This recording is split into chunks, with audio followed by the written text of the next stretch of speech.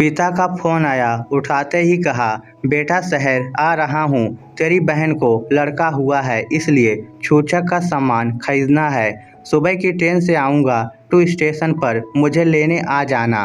पत्नी ने पूछा, किसका फ़ोन था? राजेश धीमी आवाज़ में बोला, पापा का फ़ोन था। वह बिगड़ते हुए बोली, यूँ मरी मरी आवाज़ में बता रहे हो, ज़रूर बूढ़े ने पैसे मांग लिए होंगे। राजेश बोला, नहीं पैसे नहीं मांगे, बोल रहे थे तेरी बहन को लड़का हुआ है, छूछक का सामान खरीदना है।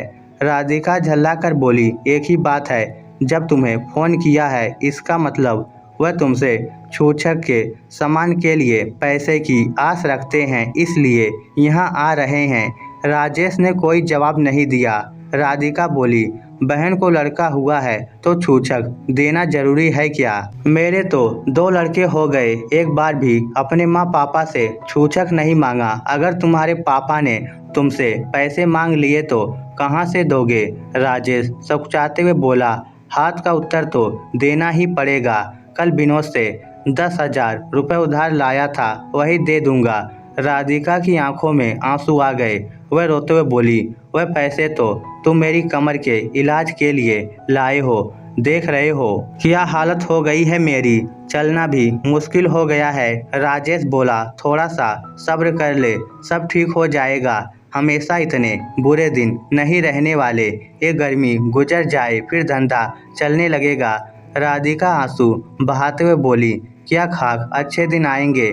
4 महीने पहले डॉक्टर ने मेरी कमर की MRI करवाने के लिए कहा था, तुम अब तक नहीं करवा पाए। बच्चों की फीस के लिए स्कूल वाले रोज उन्हें परेशान करते हैं, वह भी नहीं भर पा रहे हो। 3 महीने का मकान का किराया चुकाना बाकी पड़ा है। मकान मालिक रोज भला बुरा कह जाता है।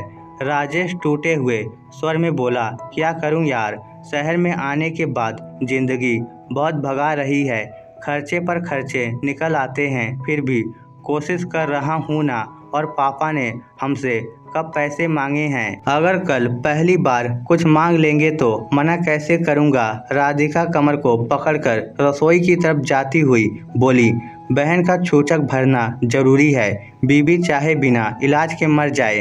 राधिका के जाने के बाद वह सुनी आंखों से दीवारों को देखते हुए सोच रहा था कि जिंदगी जब नाच नचाती है तब कमबख्त आवाज़ भी छीन लेती है। वह चाट पकौड़ी का ठेला लगाता था, मगर शहर में कंपटीशन बहुत बढ़ गया था। उसके आसपास और भी बहुत से ठेले लगने लगे थे। लोग कम पैसों में उससे अच्छी चाट बेचने लगे थे।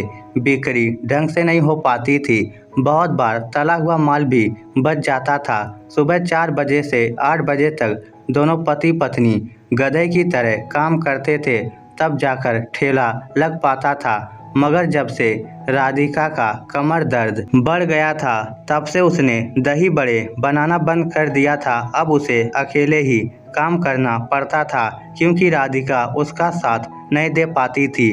आज पापा के आगमन के कारण उसने ठेला लगाना कैंसिल कर दिया था। वह सुबह ट्रेन आने से पहले ही साइकिल लेकर पिता को लाने स्टेशन पहुंच गया। जब पिता को लेकर घर पहुंचा तब राधिका का कमर दर्द और भी ज़्यादा बढ़ गया था। वह कहराते हुए चल रही थी। घर में आते ही दादा अपने दोनों पोते को लाड लड़ाने लगा।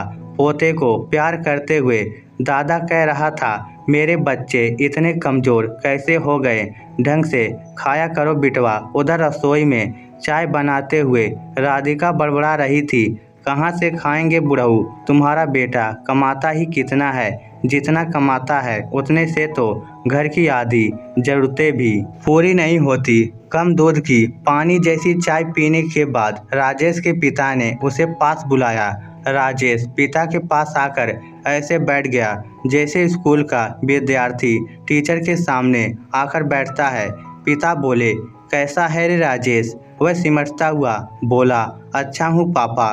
पिता बोला, 1 साल हो गया है तू गांव नहीं आया, तेरी माँ बहुत फिक्र करती है तेरी। वह धीमे स्वर में बोला, अब तो बहन का छूछक ले जाना है ना पापा, टाइम पर पहुँच जाऊँगा। इतना सुनकर पिता चुप हो गया। वह बेटे के चेहरे को देखने लगा। बाप की नज़र चेहरे पर पड़ते ही राजेश ने नज़रें झुका ली। पिता बोला, बहुत कमज़ोर हो गया है बेटा, बहू की तबीयत भी ठीक दिखाई नहीं देती। राजेश कुछ बोल नहीं पाया। पिता आगे बोले, कोई परेशानी है क्या? राजेश बोला, नहीं पापा, बस धंधा थोड़ा सा मंदा चल रहा है। उधर रसोई में कान लगाए सुन रही राधिका मन ही मन बड़बड़ाई, एक एक पैसे को तरस रहे हैं बुढ़ऊ, ऊपर से तू पैसे मांगने आ गया, परेशानी तो और भी बढ़ गई है। पिता ने अपना थैला हाथ में लेकर उसमें से 100-100 के नोटों की 4 गड्डियाँ निकालकर राजेश की तरफ बढ़ाते हुए कहा, ले पैसे की ज़रूरत है तो मुझे बोल देता, बाप हूँ तुम्हारा, दुश्मन थोड़े हूँ, मुझसे मांगने में क्यों शर्माता है? राधिका ने रसोई की खिड़की से जब ये नज़ारा देखा तो उसकी आंखें भर आई। वह मुंह में पल्लू ठूस कर रोने लगी। राजेश भी बाप के हाथों में नोटों की गड्डियाँ देखकर पत्थर हो गया। उसकी हिम्मत ही नहीं हुई पैसे लेने की। पिता बोले, क्या हुआ, ज़्यादा बड़ा हो गया क्या? ले ले, छूछक तो एक बहाना है, उसकी तैयारी तो तुम्हारी माँ ने पहले से कर रखी है। यहाँ तो मैं सिर्फ तुम्हें न्योता देने आया हूँ, पैसे मांगने नहीं आया। अभी मैं बूढ़ा नहीं हुआ हूँ बेटा, अपने बेटे बेटियों के नेक संस्कार अपने बलबूते पर कर सकता हूँ। ले पैसे रख ले, बहू का ढंग से इलाज करा, बच्चों की ढंग से परवरिश कर। 2 साल से फसल अच्छी जा रही है, काफ़ी बचत हो गई है, और ज़रूरत हो तो और मांग लेना, सब कुछ तुम्हारा ही तो है। राधिका को जोर से रोना आ रहा था, इसलिए वह रसोई के एक कोने में जाकर रुलाई रोकने की कोशिश करने लगी। राजेश सोच रहा था, पापा से कहूँ, शहर की ज़िंदगी और घर की ज़रूरतों ने थोड़ा सा कमज़ोर कर दिया है पापा, वरना तुम्हारा बेटा इतना कमज़ोर नहीं था। मगर वह एक शब्द भी मुंह से नहीं बोल पाया। पिता ने ज़बरदस्ती बेटे के हाथ में पैसे रखते हुए कहा, शर्माता क्यों है रे? जब छोटा था तब तो पैसे न देने पर ज़मीन पर लौट जाया करता था, अब ज़्यादा बड़ा हो गया क्या? कहते हुए पिता की आंख में भी आंसू झिलमिलाने लगे। राजेश बोला, ऐसी बात नहीं है पापा, बस मैं सोच रहा था कि। पिता बोले, बस अब कुछ मत बोल और मुझे स्टेशन छोड़ा। 2 दिन बाद तेरी बहन के यहाँ छूछक लेकर जा रहा हूँ, टाइम पर पहुँच जाना। अचानक राधिका रसोई से बाहर आकर ससुर के पैरों में झुक गई, बोली, पापा माफ़ कर दो, मैं ही पागल थी जो आपके बेटे को आपसे दूर ले आई। ये शहर की ज़िंदगी तो बहुत महंगी है पापा, हमें भी गांव साथ ले चलो। आप लोगों से दूर चली तो आई हूँ, मगर चैन एक पल का भी नहीं मिला। पिता ने बहू के सर पर हाथ फेरते हुए कहा, आजा अपने घर चल बिटिया, तेरे बिना हम भी बहुत अकेले महसूस करते हैं। दोस्तों, संतान को परेशानी में देखकर बाप का हृदय खंडित हो जाता है। औलाद कितना भी छुपाए, मगर पिता पहली नज़र में जान जाता है कि वह तकलीफ में है। इस स्टोरी को लेकर आपकी क्या राय है? नीचे कमेंट करके हमें ज़रूर बताइएगा। धन्यवाद।